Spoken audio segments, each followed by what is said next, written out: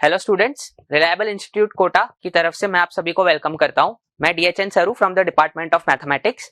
जैसे कि आप सभी को पता है, जेई मेंस के अभी पेपर्स चल रहे हैं। तो मैं आज आपके सामने लेके आया हूं 30 जनवरी के शिफ्ट 1 के पेपर के क्वेश्चन नंबर 6 से लेकर के 10।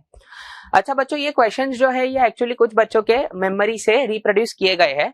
तो हो सकता है कि इन क्वेश्चंस में कुछ डेटा अलग हो, लेकिन इनका मेन पर्पस है कि जिन बच्चों का अभी एग्जाम्स बाकी है तो वो देख पाए कि किस टाइप के क्वेश्चंस आ रहे हैं और कैसे कॉन्सेप्ट्स यूज हो रहे हैं। ठीक है, तो चलिए इसी के साथ चलते हैं हम क्वेश्चन नंबर 6 के ऊपर। क्वेश्चन नंबर 6 है question from the house of probability. Simple question है, इतना भी कुछ मुश्किल नहीं है। देखते हैं। A special dice has numbers 0, -1, -2, 2, 3 and 4 on its faces. मतलब नॉर्मल से अलग है। If it is tossed 5 times, then find the probability that the product of the numbers on the dice is positive. तो इस डाइस को अगर आप 5 बार उछाल रहे हो तो आप बताओ कि प्रोडक्ट ऑफ द नंबर्स अगर पॉजिटिव आ रहा है तो इस बात की प्रोबेबिलिटी क्या होगी। तो यहाँ पे हम देख सकते हैं, पहले तो एक नंबर जो है वो 0 है। प्रीवियस पेज पे जाएंगे। एक नंबर जो है इसमें वो 0 है। दो नंबर्स जो है इसमें वो कैसे हैं, तो दो नंबर्स इसके अंदर नेगेटिव है। -1 और -2 ये दोनों नंबर्स जो है ये इसके अंदर नेगेटिव है। और 2, 3, 4 तीन नंबर्स जो है वो इसके अंदर कैसे हैं, पॉजिटिव है। ये नेगेटिव नंबर्स है, ये पॉजिटिव नंबर्स है और ये क्या है, 0 है। तो आप अगर ऐसे डाई को 5 बार उछाल रहे हो तो नंबर्स का प्रोडक्ट अगर पॉजिटिव आ रहा है तो वो कौन से केस में आ सकता है, तो पांचों बार पॉजिटिव नंबर आ जाए। ये पॉसिबिलिटी हो सकती है कि डाइस को आपने उछाला, पांचों बार नंबर पॉजिटिव आ जाए। या फिर अब आप सोचो, अगर 4 बार नंबर पॉजिटिव आएगा और 1 बार नेगेटिव आएगा तो प्रोडक्ट नेगेटिव होगा, तो वो केस नहीं चलेगा। उसके बाद हम बोलेंगे कि जो है वो 3 बार पॉजिटिव नंबर आ जाए और 2 बार जो है वो नेगेटिव नंबर आ जाए। देखो 0 तो कभी आ ही नहीं सकता। अगर किसी भी आउटकम में 0 आ गया तो प्रोडक्ट ऑफ द नंबर्स तो सीधे सीधे कितना हो जाएगा, 0 हो जाएगा। एंड लास्ट में हम लेंगे कि अगर 1 बार नंबर पॉजिटिव आ जाए एंड 4 बार जो है वो नंबर नेगेटिव आ जाए, तब जाके फिर से नंबर्स का जो प्रोडक्ट होगा वो ओवरऑल पॉजिटिव हो जाएगा। तो कैसे करेंगे हम, 5 बार पॉजिटिव नंबर आए। पॉजिटिव नंबर्स क्या है, 2, 3 और 4। तो पॉजिटिव नंबर आने की प्रोबेबिलिटी कितनी हो जाएगी बच्चों, तो 3/6। क्योंकि हम 5 बार कर रहे हैं तो इसकी पावर में कितना आ जाएगा, 5। हर एक बार नंबर कैसा आ जाए, पॉजिटिव। प्लस 3 बार पॉजिटिव नंबर आ जाए, तो 5 थ्रोज में से 3 बार पॉजिटिव नंबर आ जाए तो 5C3 इंटू पॉजिटिव नंबर आने की प्रोबेबिलिटी 3/6 का होल क्यूब इंटू बचे हुए 2 बार नेगेटिव नंबर आ जाए। नेगेटिव नंबर की प्रोबेबिलिटी क्या होगी, तो 2/6 का पावर 2 हो जाएगा। 2 बार नंबर कैसा आ जाए, नेगेटिव आ जाए।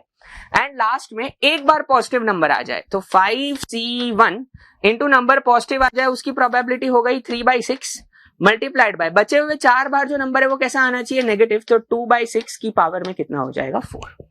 बस इतना सिंपल सा है। बस हमें अब इसको क्या करना है, कैलकुलेट करना है। तो आप डिनोमिनेटर्स अगर सबके चेक करेंगे तो डिनोमिनेटर सबके 6 की पावर 5 आ रहे हैं। तो ओवरऑल एलसीएम आप निकाल सकते हो। ये हो जाएगा 6 की पावर 5 और यहाँ पे आ जाएगा 3 की पावर 5 प्लस यहाँ पे आ जाएगा 6 की पावर 5। तो आ गया 5C3 का वैल्यू हो गया 10 इंटू ये हो गया 3 क्यूब इंटू ये हो गया 2 का स्क्वायर 4 एंड प्लस लास्ट में 5C1 का वैल्यू 5 आ जाएगा इंटू ये हो जाएगा 3 इंटू 2 की पावर 4 हो जाएगा 16। तो बच्चों जैसे कि हम इसको कैलकुलेट करेंगे तो हम पाएंगे करेक्ट आंसर है ऑप्शन नंबर 2। तो ये रिलेटिवली एक काफी सिंपल क्वेश्चन है, मुझे उम्मीद है बच्चों ने इसको कर लिया होगा। चलो आगे चलते हैं नेक्स्ट क्वेश्चन की तरफ। Question number 7। क्वेश्चन नंबर 7 है बच्चों चैप्टर डेफिनेट इंटीग्रेशन के ऊपर, स्प्लिटिंग प्रॉपर्टी के ऊपर है। आपको दिख रहा है यहाँ पे अच्छा, find the value of this where this is the greatest integer function. अब यहाँ पे ग्रेटेस्ट इंटीजर के अंदर x भी है, ग्रेटेस्ट इंटीजर के अंदर x क्यूब भी है और यहाँ पे एक आगे टर्म x स्क्वायर का है। तो ये इससे हमें डायरेक्टली एक फीलिंग आनी चाहिए कि यहाँ पे हम क्या करेंगे। हम अगर एक सब्स्टिट्यूशन यूज करते हैं, सिंपल ऊपर लिख लेते हैं, यहाँ पे थोड़ी सी जगह चाहिएगी हमें। हम सिंपल सा सब्स्टिट्यूशन अगर इसके अंदर कर लेते हैं, ये सबको समझ में आना चाहिए कि हम x क्यूब को t ले लें। अगर हम x क्यूब को t ले लें तो उसका डेरिवेटिव 3 इंटू एक्स स्क्वायर, 3 भी मुझे बाहर दिख रहा है तो हम क्या बोल सकते हैं, 3 इंटू एक्स स्क्वायर इंटू जो dx है वो अपना कितना बन जाएगा, dt बन जाएगा। लिमिट्स का भी हम ध्यान रखें। अगर हम x को 1 पुट करेंगे तो t का वैल्यू 1 आएगा, x को 2 पुट करेंगे तो t का वैल्यू कितना आ जाएगा, 8 आ जाएगा। तो अपना जो क्वेश्चन है वो क्या हो जाएगा, 3 को हम उधर अंदर ही ले लेते हैं तो e-1 divided by e into integration में आ जाएगा 1 से लेकर के 8, 3 into x square into dx को हम dt बोल देंगे। तो e का पावर में ग्रेटेस्ट इंटीजर ऑफ t की पावर 1/3, t की पावर 1/3 कहां से आया, एक्स क्यूब को आपने टी बोला है तो एक्स कितना हो जाएगा टी की पावर 1/3 प्लस यहाँ पे आ जाएगा ग्रेटेस्ट इंटीजर एक्स क्यूब को हमने क्या बोल दिया है टी और 3 into x square into dx को हमने क्या बोल दिया है dt। तो ये तो हमारे लिए जो इंटीग्रल है वो रिलेटिवली काफी सिंपल हो गया। तो इसको हम कैसे डील करेंगे, पहले तो अगर आप यहाँ पे t की पावर 1/3 में t को 1 पुट करोगे तो ये 1 आएगा, 8 पुट करोगे तो 8 का क्यूब रूट 2 हो जाएगा। तो t की पावर 1/3 तो 1 से 2 में वेरी कर रहा है तो उसका ग्रेटेस्ट इंटीजर अगर हम लेंगे तो वो तो कॉमन सेंस वाली बात है 1 ही आ जाएगा। तो पूरे इंटरवल 1 से 8 के लिए ये ग्रेटेस्ट इंटीजर t का पावर 1/3 कितना हो जाएगा 1 हो जाएगा। तो हमारे पास आएगा e-1 divided by e into integration में आ गया 1 से लेकर के 8 e की पावर में 1 plus greatest integer of t और ये dt। अब ये e की पावर 1 तो कांस्टेंट है, इसको बाहर निकालेंगे तो इस e के साथ वो कैंसिल हो जाएगा तो आपके पास बचेगा e-1 इंटू इंटीग्रेशन 1 से लेकर के 8 e की पावर में greatest integer of t dt। अब हम जानते हैं डेफिनेट इंटीग्रेशन की स्प्लिटिंग प्रॉपर्टी से कि इस इंटीग्रल को हम अलग अलग इंटरवल्स में ब्रेक कर सकते हैं, 1 से 2, 2 से 3, 3 से 4। तो हमारे पास क्या आएगा e-1 तो पहले से बाहर था बच्चों, ये इंटीग्रल को हमने स्प्लिट कर दिया तो पहला इंटीग्रल हो जाएगा 1 से लेकर के 2। 1 से लेकर के 2 में अगर आप देखोगे तो ये ग्रेटेस्ट इंटीजर कितना बॉइल डाउन हो जाएगा 1 हो जाएगा। तो ये आ जाएगा e की पावर 1 इंटू dt प्लस 2 से लेकर के 3 में ये हो जाएगा e स्क्वायर dt प्लस 3 से लेकर के 4 में ये हो जाएगा e cube dt and so on. Last वाला इंटरवल कौन सा आएगा बच्चों 7 से लेकर के 8 e की पावर 7 हो जाएगा। तो आपको दिख रहा है आप ये सिंपल इंटीग्रेट करोगे तो ये बेसिकली एक जीपी बन जाएगी। तो e-1 इंटू अंदर अपने पास क्या आएगा, ये पहला इंटीग्रल e बाहर आ गया, इंटरवल का लेंथ जो है वो 1 ही है तो dt का इंटीग्रेशन t हो गया और 2 - 1 1 हो गया। तो ये आ जाएगा e प्लस ये आ जाएगा e स्क्वायर प्लस ये आ जाएगा e cube and last interval कौन सा ब्रेक हो रहा है 7 से लेकर के 8 तो ये e की पावर 7 तक की जीपी बन जाएगी। 60 टर्म्स की जीपी है, इसका सम लिखेंगे तो a इंटू r का power number of terms -1 upon नीचे आ जाएगा r -1, e-1 कैंसिल हो गया तो e की पावर 8 माइनस e आपका फाइनल आंसर आ गया। तो ये कौन से ऑप्शन में दिख रहा है हमें, थर्ड ऑप्शन में दिख रहा है e की पावर 8 माइनस e। तो मैं इस क्वेश्चन को मीडियम ही बोलूंगा, मुझे लगता है कि बच्चों ने कर लिया होगा, बस थोड़ा कैलकुलेशन पार्ट इसमें है, वो भी ऐसा कुछ ज्यादा डिफिकल्ट नहीं है। अगर बच्चों ने ये सब्स्टिट्यूशन देख लिया कि एक्स क्यूब को टी पुट करने से अपना काम हो रहा है तो इसमें कुछ ज्यादा डिफिकल्ट नहीं है। ठीक है, चलो आगे बढ़ते हैं बच्चों नेक्स्ट क्वेश्चन की तरफ। नेक्स्ट क्वेश्चन जो है वो बेसिकली कोऑर्डिनेट ज्योमेट्री से है। क्या बोल रहा है, ये भी एक रिलेटिवली इजी क्वेश्चन है और मुझे उम्मीद है कि ज्यादातर बच्चों ने कर लिया होगा। In the figure given below, ये एक फिगर दिया है आपको, एरिया ऑफ ट्राइंगल OAB, ये OAB ट्राइंगल है जहां पे ये लेंथ A दे रखा है, ये लेंथ B दे रखा है, ये एंगल 30 डिग्रीज दे रखा है, ये A,0 है, ये 0,B है और इसका एरिया √3/3 स्क्वायर यूनिट दे रखा है। तो आपको पूछ रहा है कि B² माइनस A² का वैल्यू क्या होगा। ये लेंथ B है, ये लेंथ A है। तो अगर हम देखें एरिया, अगर ये राइट एंगल ट्राइंगल है तो ये लेंथ A है, ये लेंथ B है, तो एरिया ऑफ ट्राइंगल OAB को हम एरिया को क्या लिख सकते हैं, half into base A into height B equal to आपको दे रखा है √3/3 माने 1/√3। तो यहां से बच्चों A इंटू B का प्रोडक्ट आ गया 2 डिवाइडेड बाई √3। अब आपको B² माइनस A² चाहिए तो एक सिंपल सी बात इसमें यह है कि आपको B और A में एक और रिलेशन चाहिए। अगर एक और रिलेशन आपके पास आ गई तो B और A के लिए आप सॉल्व कर सकते हो बहुत इजीली। तो एक और रिलेशन कहां से आएगी, तो इस फिगर में ये एंगल 30 है, ये एंगल 90 है, तो हम देख सकते हैं कि ये वाला एंगल जो है ये 60 डिग्रीज हो जाएगा। ये 30 है, ये 90 है, तो ये 60 हो जाएगा। तो अब इस राइट एंगल ट्राइंगल में अगर मैं tan 60 डिग्रीज लिखूं तो tan 60 डिग्रीज का वैल्यू सब लोग जानते हैं, ये हो जाएगा √3 और ये होगा क्या, ऑपोजिट अपॉन एडजेसेंट। तो ये हो जाएगा B डिवाइडेड बाय A। तो B का वैल्यू कितना आ जाएगा बेटा, तो B का वैल्यू आ जाएगा √3 टाइम्स A। एक और रिलेशन आ गया हमारे पास A और B में, तो अब तो ये काफी इजी हो गया।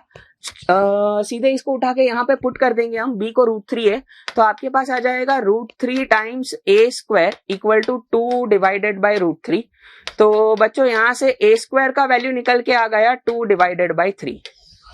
अगर A² का वैल्यू 2 डिवाइडेड बाई 3 है, आपको किसकी वैल्यू चाहिए थी, B square minus a square की, तो आपको ए स्क्वायर की वैल्यू मिल चुकी है, तो बी को सब्स्टिट्यूट कर लो। बी कितना है, √3 टाइम्स ए, तो यहां पे अगर हमने √3a डाल दिया तो ये हो जाएगा 3a square minus a square equal to 2 times a square, और ए स्क्वायर हमने 2/3 निकाला तो ये आंसर हो जाएगा 4/3।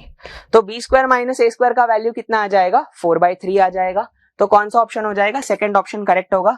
ये भी एक रिलेटिवली इजी क्वेश्चन है, मुझे उम्मीद है बच्चों ने इसको भी इजीली कर लिया होगा। ठीक है, चलो आगे बढ़ते हैं बच्चों नेक्स्ट क्वेश्चन की तरफ। अगला सवाल again from the house of coordinate geometry, to be precise ये कोनिक्स का क्वेश्चन है और थोड़ा सा एओडी का है, मैक्सिमम मिनिमम डिस्टेंस पूछ रहा है। P is a point on the parabola y square is equal to x/4। ठीक है, मतलब ये एक ऐसा पैराबोला है y square is equal to 4ax type का, इस तरीके से ओपन होने वाला पैराबोला है, और P इस पैराबोला के ऊपर पॉइंट है which is at a minimum distance from the point 0,33। तो 0,33 पॉइंट कहीं ना कहीं ऑन द y एक्सिस अपने पास अवेलेबल है, ये पॉइंट है 0,33, और P एक ऐसा पॉइंट है ऑन द पैराबोला जो इस पॉइंट से मिनिमम डिस्टेंस पे है। अगर आप देखोगे ध्यान से तो ये वाला पॉइंट जो है ये अपने इंटरेस्ट का पॉइंट है, point P which is at a minimum distance from the parabola. अब हमें क्या निकालना है, तो अब हमें ये निकालना है कि find the distance of the point P from the directrix of the parabola y square is equal to 4 times x plus y। तो ये P पॉइंट का किसी दूसरे पैराबोला के डायरेक्ट्रिक्स से हमें क्या निकालना है, डिस्टेंस निकालना है। तो चलो देखते हैं इसमें हम क्या करेंगे। सबसे पहले मैक्सिमम मिनिमम डिस्टेंस की बात आती है तो हम जानते हैं कि किसी भी दो कर्व्स का मैक्सिमम और मिनिमम डिस्टेंस जो होता है वो अलोंग द कॉमन नॉर्मल होता है। तो हम क्या करेंगे, मान लेंगे कि P पॉइंट, अच्छा पहले पैरामेट्रिक कोऑर्डिनेट्स लिखेंगे P पॉइंट के। अगर हम इसमें देखें तो 4a का जो वैल्यू आ रहा है that is equal to 1/4, y square is equal to 4ax type का पैराबोला है, तो a का वैल्यू कितना निकल के आ रहा है, तो a का वैल्यू 1/16 निकल के आ रहा है। ओके, अब P point on the parabola है तो उसके कोऑर्डिनेट्स में मान सकता हूं at स्क्वायर, 2at। अगर a का वैल्यू हमने पुट कर दिया 1/16 तो ये पॉइंट हो जाएगा t स्क्वायर बाई 16, ये हो जाएगा t डिवाइडेड बाई 8, ये पॉइंट P हो गया। अब P point on the parabola है तो उस पर नॉर्मल हमें पता होनी चाहिए। P पॉइंट पे नॉर्मल कैसे लिखते हैं, तो नॉर्मल की इक्वेशन आ जाएगी y प्लस tx। आप निकाल भी सकते हो इसको, अगर आप इसको याद कर लोगे तो बढ़िया रहेगा। 2at प्लस at क्यूब, तो 2 इंटू a का value 1/16 into t plus a का वैल्यू 1/16 इंटू t क्यूब। ये नॉर्मल का इक्वेशन है at the point P on the parabola. तो इसको थोड़ा सा हम सिंप्लीफाई करें तो ये हो जाएगा y plus tx equal to t divided by 8 plus ये हो जाएगा t क्यूब डिवाइडेड बाय 16। अब हमारी जो नॉर्मल है वो हमें कौन से पॉइंट से पास होने वाली चाहिए, कौन से पॉइंट से पास होने वाली चाहिए, हमें चाहिए कि नॉर्मल जो है ये 0,33 पॉइंट से पास हो। तो हम क्या करेंगे, इस नॉर्मल को पास करवा देंगे, इस नॉर्मल को पास करवा देंगे थ्रू द पॉइंट 0,33। x को 0 डालेंगे और y को 33 डालेंगे तो हमारे पास क्या इक्वेशन बनेगी, तो आपके पास आ जाएगा x को 0 y को 33, तो 33 इक्वल टू आपके पास आ जाएगा t डिवाइडेड बाय 8 प्लस आपके पास आ जाएगा t क्यूब डिवाइडेड बाय 16। अगर 16 से मल्टीप्लाई करके सिंप्लीफाई करें तो ये हमारी क्यूबिक क्या बन रही है, 16 से मल्टीप्लाई कर देंगे तो ये हो जाएगा t क्यूब प्लस ये हो जाएगा 2t, और यहाँ पे आ जाएगा 33 इंटू 16, जो कि आप कैलकुलेट करोगे तो ये हो जाएगा -528 इक्वल टू 0। अब ये आपकी t में क्यूबिक है, यहां से आपको t की वैल्यू निकालनी है। तो अगर आप ध्यान से देखोगे तो इसका एक फैक्टर आ जाएगा t-8 इंटू बचा हुआ फैक्टर आप लिख सकते हो, ये हो जाएगा t स्क्वायर, तो ये t क्यूब हो गया, -8t स्क्वायर, तो मैं यहाँ पे +8t लिखूंगा।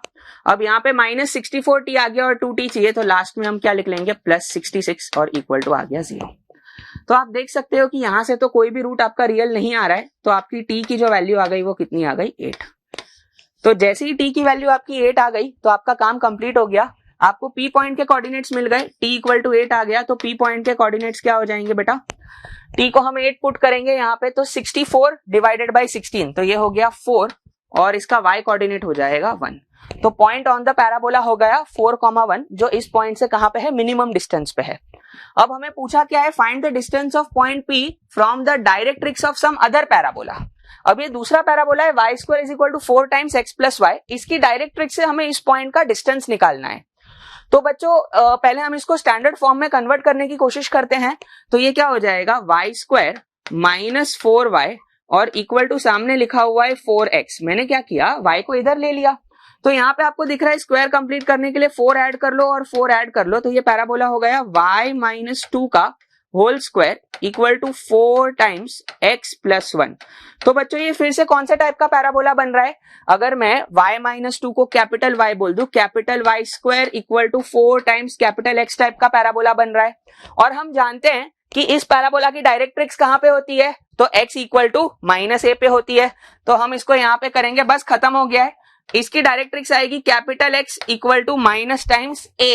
4a का वैल्यू 4 है तो a का वैल्यू 1 है, और कैपिटल X हमने किसको बोल रखा है, x प्लस 1 को बोल रखा है। तो small x plus 1 equal to minus 1, तो स्मॉल x इक्वल टू आ जाएगा आपका माइनस 2। तो ये आपका नए पैराबोला का डायरेक्ट्रिक्स है। अब इस पॉइंट का इस डायरेक्ट्रिक्स से डिस्टेंस निकालोगे तो वो डिस्टेंस सीधे सीधे कितना आ जाएगा, 6 यूनिट्स आ जाएगा। 4,1 point x equal to minus 2 line से 6 यूनिट्स की दूरी पे होगा। ठीक है, तो आपका आंसर हो गया 6। ओके, आप कैलकुलेट भी कर सकते हो 4,1 पॉइंट, और लाइन जो है वो x इक्वल टू माइनस 2 है। 4,1 पॉइंट आपका यहाँ कहीं पे होगा और x equal to minus 2 line कुछ ऐसी है, तो ये डिस्टेंस जो आएगी वो सीधे सीधे 6 यूनिट्स आ जाएगी। ठीक है, चलो आगे चलते हैं बच्चों। ये भी एक रिलेटिवली सिंपल क्वेश्चन है। बच्चों को पढ़ाया जाता है कि एक पैराबोला और एक लाइन या एक पैराबोला एक पॉइंट के बीच का मिनिमम डिस्टेंस कैसे निकालते हैं, बट जो कैलकुलेशन इंटेल हो रही है वो थोड़ी सी लंबी है, तो शायद बच्चों ने छोड़ दिया हो या फिर कर लिया हो। चलो इसको भी मैं मीडियम रेट करूंगा। आगे बढ़ते हैं अगले क्वेश्चन की तरफ। Question number 10, if fx is a differentiable function, ठीक है, fx एक डिफरेंशिएबल फंक्शन है such that functional equation given है 5 times f of x plus y equal to fx plus fy equal to fx into fy। तो अगर आप देखोगे तो अगर ये 5 नहीं होता तो आपको स्टैंडर्ड कुछ ऐसी फील आ रही है, f of x plus y equal to fx into fy, तो ये आपका कुछ स्टैंडर्ड फंक्शन है a की पावर kx टाइप का। पर यहाँ पे आगे इन्होंने 5 लगा रखा है, मतलब वो तो नहीं होगा, कुछ और होगा, शायद जीपी बन सकती है। इसको देख के जीपी की फील आनी चाहिए। For all x y belonging to R and f of 3 equal to 320, f of 3 का वैल्यू 320 दे रखा है, इसको हम यूज करेंगे कैसे। देन आपको n इक्वल टू 0 से 5 f ऑफ n निकालना है, मतलब आपको बेसिकली निकालना है f of 0 plus f of 1 plus f of 2 से लेकर के कहां तक, f ऑफ 5 तक। अगर इनमें कोई पैटर्न बन जाती है तो अपना काम बहुत आसान हो जाएगा। अगर इनमें कोई पैटर्न बन जाती है तो अपना काम एकदम इजी हो जाएगा। तो पैटर्न कैसे बन सकती है बच्चों, सबसे पहले तो ऐसे में हम हमेशा x और y दोनों को क्या पुट करते हैं, 0। x और y अगर हम 0 पुट करेंगे तो अपने पास क्या आएगा, 5 times f of 0 equal to आपके पास सामने की साइड आ जाएगा f ऑफ 0 का स्क्वायर। f ऑफ 0 दोनों साइड से कैंसिल हो गया, तो f ऑफ 0 का वैल्यू अपने पास निकल के आ जाएगा 5। आप ध्यान से देखिए, अगर आप बोलोगे कि f ऑफ 0 का वैल्यू 0 है तो एक्चुअली में ये पूरा फंक्शन 0 हो जाएगा और f ऑफ 3 का वैल्यू 320 नहीं आ पाएगा। इसलिए f ऑफ 0 इक्वल टू 0 को हमने रिजेक्ट किया है और f ऑफ 0 इक्वल टू हमने 5 लिया है। अब 0 पे वैल्यू आ चुकी है, हमें चाहिए भी थी 0 पे, अब 1 पे निकालते हैं। तो 1 पे कैसे निकालेंगे, x और y अगर दोनों को मैं 1 पुट कर दूं, x equal to y equal to 1, तो हमारे पास आ जाएगा 5 times f of 2 equal to सामने आ जाएगा आपके पास f ऑफ 1 का होल स्क्वायर। अब f ऑफ 1 भी नहीं पता है हमें, f ऑफ 2 भी नहीं पता है, तो हम आगे कैसे प्रोसीड करें। तो हम एक काम करते हैं, क्योंकि हमें f ऑफ 3 पता है तो हम f ऑफ 2 और f ऑफ 3 को भी इन्वॉल्व करते हैं। तो अगर हम x को 1 डालें और y को 2 डालें इसमें, तो बच्चों हमारे पास क्या आएगा, 5 टाइम्स f ऑफ 3 जिसकी वैल्यू हमें पता है, f ऑफ 3 की वैल्यू हमें पता है। हम क्या कर रहे हैं, इस फंक्शनल इक्वेशन में x को 1 y को 2 पुट कर रहे हैं, तो सामने इक्वल टू आपके पास क्या आ जाएगा बेटा, ये हो जाएगा आपका f ऑफ 1 मल्टीप्लाइड बाय ये हो जाएगा आपका f ऑफ 2। अब आपको f ऑफ 3 का वैल्यू पता है तो आप इन दोनों इक्वेशंस को सॉल्व करके f ऑफ 1 और f ऑफ 2 बहुत इजीली निकाल सकते हो। क्योंकि यहाँ पे एक 5 का फैक्टर आ रहा है तो मैं 320 को भी 5 इंटू समथिंग के टर्म्स में लिखता हूं ताकि मुझे देखने में आसानी हो। तो 32 इंटू 10 है ये, तो ये हो जाएगा 5 इंटू 2 की पावर 6। ओके, 2 की पावर 5 32 होता है, 10 से एक और 2 आ गया, तो ये f ऑफ 3 का वैल्यू है। तो इसको अगर मैं यहाँ पे पुट करूं, हम बेसिकली इन दोनों इक्वेशंस को अब सॉल्व करने वाले हैं। तो 5 इंटू एफ ऑफ 3 का वैल्यू है 5 इंटू 2 की power 6 equal to f of 3 put किया मैंने, एफ ऑफ 1 को एफ ऑफ 1 रहने दो, एफ ऑफ 1 को, और एफ ऑफ 2 को पुट कर सकते हो आप एफ ऑफ 1 का स्क्वायर डिवाइडेड बाय 5। तो ये आ गया एफ ऑफ 1 का स्क्वायर डिवाइडेड बाय यहाँ पे 5 आ गया। क्रॉस मल्टीप्लाई करो तो यहां से आप पाओगे कि एफ ऑफ 1 का वैल्यू निकल के आ रहा है 5, एफ ऑफ 1 का cube is equal to 5 cube into 2 की पावर 6। तो दोनों साइड क्यूब रूट लेंगे तो हमारे पास आ जाएगा 5 इंटू 2 का स्क्वायर, जो की वैल्यू हो जाएगी आपकी 20। तो एफ ऑफ 1 का वैल्यू आ रहा है आपका 5 इंटू 2 स्क्वायर। इसको उठा के आप कहीं भी पुट करो, अगर आप यहां पे पुट करते हो तो एफ ऑफ 2 का वैल्यू कितना आ जाएगा, देयरफॉर एफ ऑफ 2 का वैल्यू आ रहा है एफ ऑफ 1 का स्क्वायर डिवाइडेड बाय नीचे आ रहा है 5। तो एफ ऑफ 1 का स्क्वायर करोगे तो 5 स्क्वायर इंटू 2 की पावर 4 डिवाइडेड बाय नीचे 5, एक 5 कैंसिल हो जाएगा, तो ये आ रहा है 5 इंटू 2 की पावर 4। हमने जितना कैलकुलेट किया है उसके बेसिस पे हम देखते हैं कि हम क्या क्या कंक्लूजन निकाल पा रहे हैं। एफ ऑफ 0 जो अपना आया वो आया 5 इंटू 2 की पावर 0। एफ ऑफ 1 जो आया वो आया 5 इंटू 2 स्क्वायर। एफ ऑफ 2 जो आया वो आया 5 इंटू 2 की पावर 4। एफ ऑफ 3 जो दिया है वो आया 5 इंटू 2 की पावर 6। तो यहां से हमें पैटर्न दिखनी चाहिए, 5 इंटू 2 की पावर 0, 2 की पावर 2, 2 की पावर 4, 2 की पावर 6। तो ये बेसिकली एक जीपी बन रही है। हम एक और वैल्यू कैलकुलेट कर लेंगे और देख लेंगे कि हमारा हाइपोथेसिस सही है कि नहीं। हम करते हैं x equal to y equal to 2, तो हमारे पास क्या आ जाएगा 5 times f of 4 equal to आपके पास आ जाएगा एफ ऑफ 2 का होल स्क्वायर। एफ ऑफ 2 आप ऑलरेडी निकाल चुके हो, तो एफ ऑफ 4 का वैल्यू कितना आ जाएगा, एफ ऑफ 2 आपने क्या निकाला है बेटा, एफ ऑफ 2 हमने निकाला है 5 इंटू 2 की पावर 4 उसका स्क्वायर। तो 5 स्क्वायर इंटू 2 की पावर 8 डिवाइडेड बाय नीचे आपके पास आ गया 5, तो ये आ गया 5 इंटू 2 पावर 8। और ये आना भी चाहिए था क्योंकि एफ ऑफ 3 में 2 की पावर 6 आया था, तो एफ ऑफ 4 में 2 की पावर 8 आ गया। तो बेसिकली ये जीपी बना रहा है और मैं यहां से एफ ऑफ 5 को भी प्रेडिक्ट कर सकता हूं। तो एफ ऑफ 5 हो जाएगा 5 इंटू 2 की पावर 10। आप निकाल भी सकते हो, कोई दिक्कत नहीं है। तो अपना जो सिग्मा था, sigma from n equal to 0 से लेकर के n इक्वल टू 5 तक, और ये लिखा हुआ था fn, तो ये बेसिकली हो जाएगा 5 इंटू अंदर आ जाएगा 2 की पावर 0 प्लस 2 स्क्वायर प्लस 2 की पावर 4 प्लस 2 की पावर 6, 8 और 10। ये टोटल 6 टर्म्स हो गए। इसको आप कैलकुलेट करोगे तो आपका डिजायर्ड आंसर आ जाएगा। क्या आ रहा है आपका आंसर, 6825। ओके, सिंपल कैलकुलेशन है। तो ये क्वेश्चन था from the house of functional equations. तो इसी के साथ अपने क्वेश्चन नंबर 6 to 10 कंप्लीट हो गए। जिन बच्चों के एग्जाम्स बाकी है उनके लिए ऑल द बेस्ट।